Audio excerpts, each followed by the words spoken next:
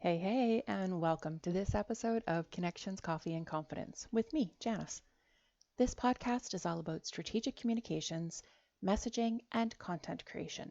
So, whether you communicate for your business or as your business, I know you'll find something to contribute to your success. Now, before I dive into the meat of this episode, I want to address two little changes for my regular listeners. Hello, and thank you, by the way. First, I took last week off, first time ever, and I decided that that week off was as good a reason as any to call this season 2, episode 1. Why not, right? 114 episodes in the first season? That's not too bad, eh? Second, no theme music. This is a sad story involving the agonizing death of my laptop, taking my downloaded and edited music with it. I'm borrowing my son's laptop and recording apparatus, but I should have a new laptop and my music back next week. You know what? I really like my music. It's called Sunray Valley by Scandinavians, if you've ever wondered, and I always include the audio attribution in my show notes. I kind of miss it. Anyway, so I'm back this week to talk about my workflow when creating content. I always think it's interesting to see how other creatives and other professionals work, what their environment is like, where they take inspiration from, and how they actually do the work. And so I thought I'd share a bit about my process, a peek behind the curtain, so to speak.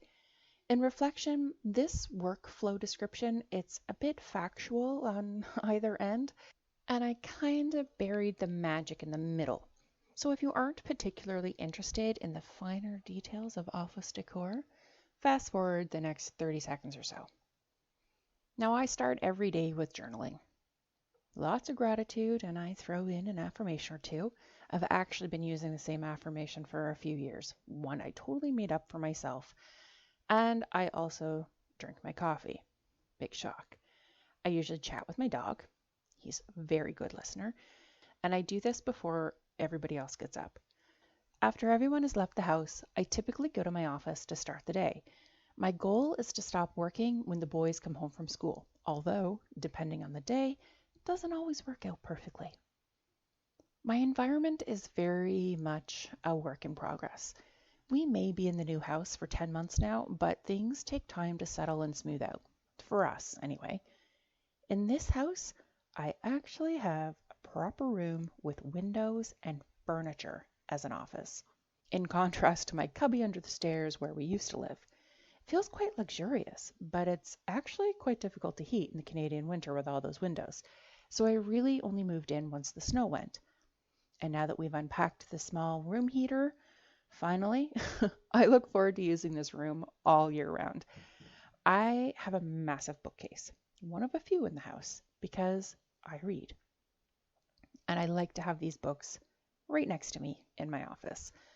My boys all love to read as well, so there's a few of their books as well. You might find a Dogman book stuck in next to my book on writing well. I have a couch and a printer, a plant and a candle, and an office chair, but I have no desk. That's right, I have no desk. And yes, it does bother me. However, my office is being used as a bedroom for family who come to visit, and there have been a few. So my lack of a desk, it hasn't been horrible. It's just something that I do want to rectify somehow. There will be a challenge in fitting everything into the space, and I suspect my couch might need to go, which is too bad because I love snuggling up on it to write by hand or to read something, but it's not great for computer work. The one real issue that I have with my office is that the sound is terrible. As a podcaster, sound is important. And in that office, it is awful. I either have to record under a blanket, which in the summer is not good, or I go sit in my bedroom closet. And I actually find this more frustrating than having no desk. I write, record, and produce this baby by myself. And I am by no means a professional with brilliant gear, so I really need all the help I can get when it comes to trying to sound good.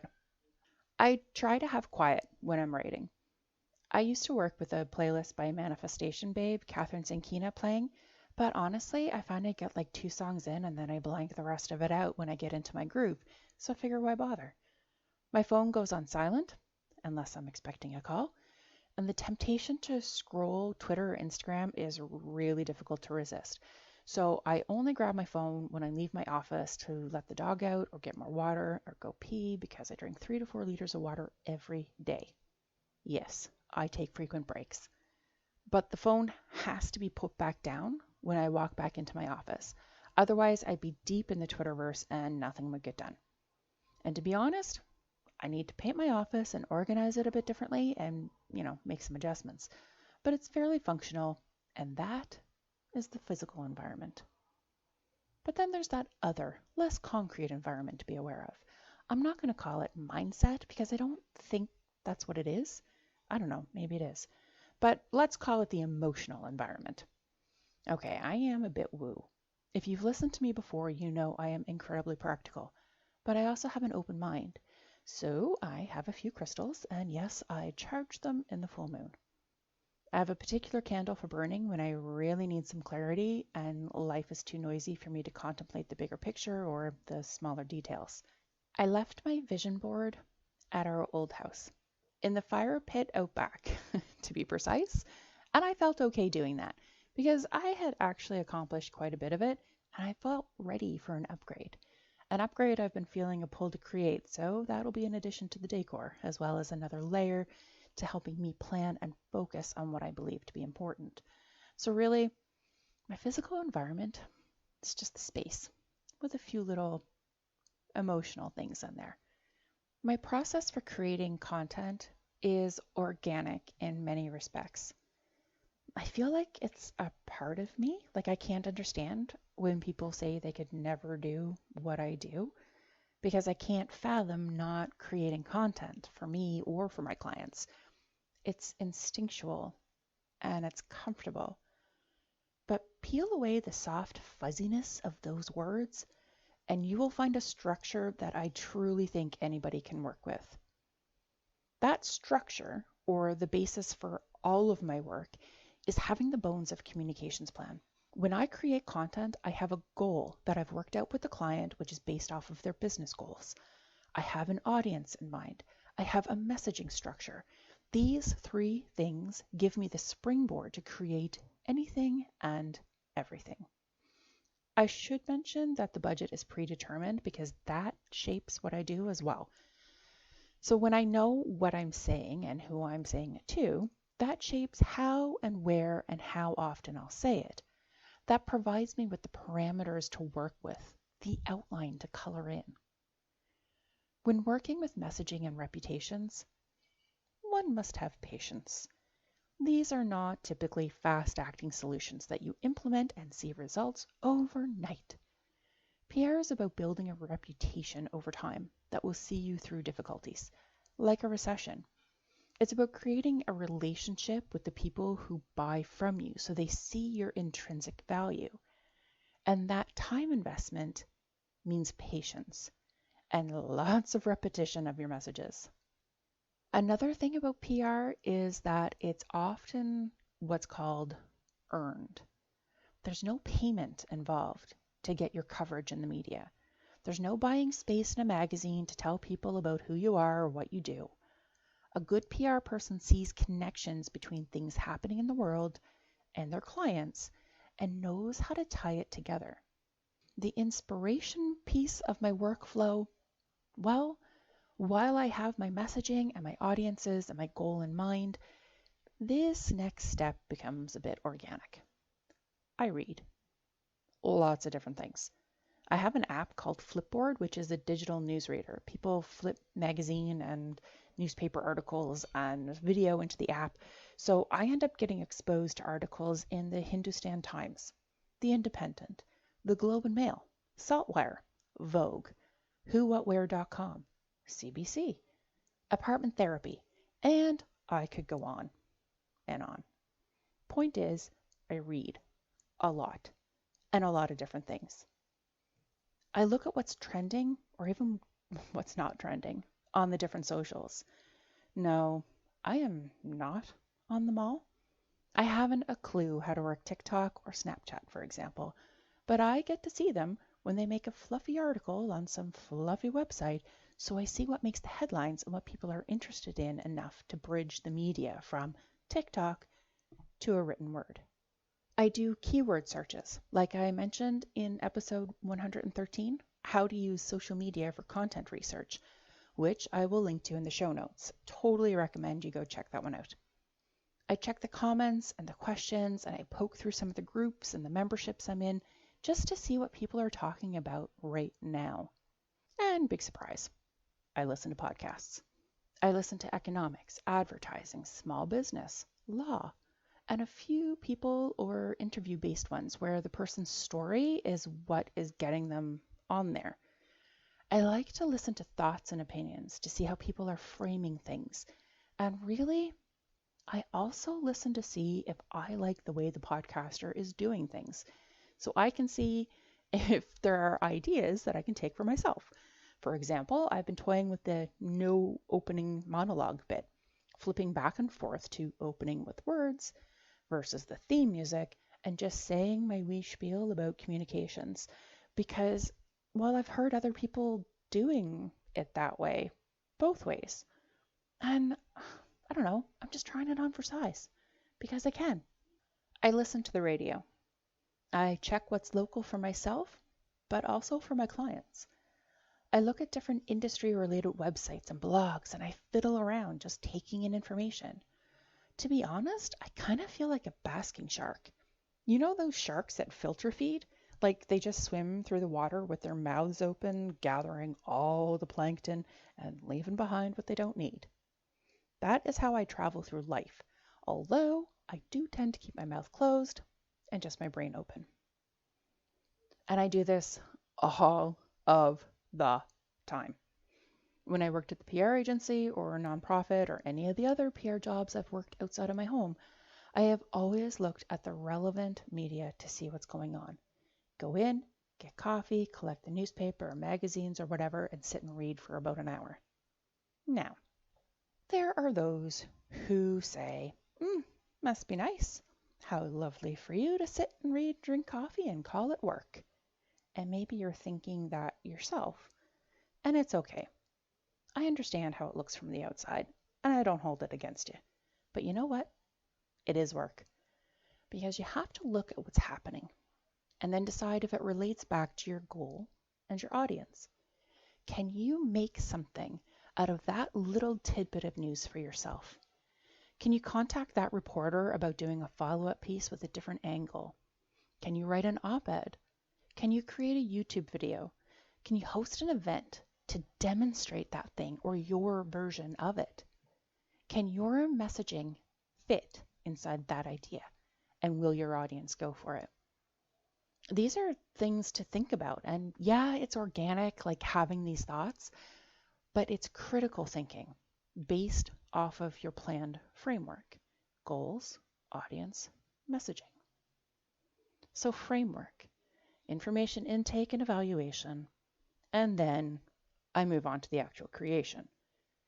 I mark out my planned content, actually filter through what I've noted or bookmarked. Oh my goodness, I am a meme. I have more bookmarks and tabs open than I care to even let anybody see. It's ridiculous. So yes, I go through them and I filter and reevaluate. And sometimes things are good for right now. And sometimes I know that something's happening later, like a client is going to open a new office or try her hand at expanding her service offering or going on vacation. And I feel like that piece will fit a different situation better. I file it away in a Google Doc for later if that's the case. But the actual content creation, it's a one client at a time, work through the topics, and create. Usually it's social media. My clients right now are in law, real estate, and immigration. So there is some overlap in between them, but the voice of the business owner and the brand is important to keep straight. So I work one client at a time. And if I'm struck with inspiration of how to tailor something differently for another client, I just make a note and keep going with the original work. The creation process often requires some secondary research, and then there needs to be a final read and edit before posting. And sometimes when I schedule the post, I edit the copy again, because words, tone, and messaging are important enough to tweak until they are really good. Don't need to be perfect, they need to be really good. And if the content is not for social media, if it's a long form piece such as a feature, there will be more research. There may be an interview or two to gather data and quotes. Guaranteed, there will be more editing done, more client input and consultation required. But lucky for you, when you are the client, you just need to ask yourself the questions. It makes scheduling very easy. I primarily use Canva to create this social media content. My only bugbear about it is that it doesn't schedule to my Instagram, which means I don't stay very consistent on that app, which bugs me more than I care to admit. I've been looking at another scheduler, but my appetite for taking on another technology for social media, it's not great at the moment. But it needs to be done. I use Podia for my email list, and I'm still thinking about switching my list back to ConvertKit for the segmentation and sequencing capabilities. Podia is doing loads of different upgrades, so I'm kind of hanging on to see what happens. I refer you back to my appetite for taking on more programming. But I do use Podia for my courses and my paid and my free products. Works fantastic for that. I use G Suite, now called Google Workspace, for my office work and my actual email correspondence. And I use Audacity to record and edit this podcast, and Acast to upload and distribute it. And that is your little look behind the curtain, with particular emphasis on the content creation aspect. While there is some organic basking shark activity, there are frameworks in place to support it. And if you need a messaging framework to help make writing copy easier, you can get my messaging workbook. Or if you want to go more in depth on the content creation process, I recommend my Create Your Social Media Content Strategy bundle that walks you through all the steps to create your message-driven content. Content that actually works for you. And of course, I will link to those in the show notes. And hey, might I recommend getting on that email list I mentioned? I email every week with the behind the scenes information on the podcast and how to use information provided in your business. I won't lie. Sometimes I tell a story or two. I've even shared my famous fudge recipe. Not to brag, it's pretty darn good fudge. But I'll link to the email in my show notes as well. Thank you so much for listening today.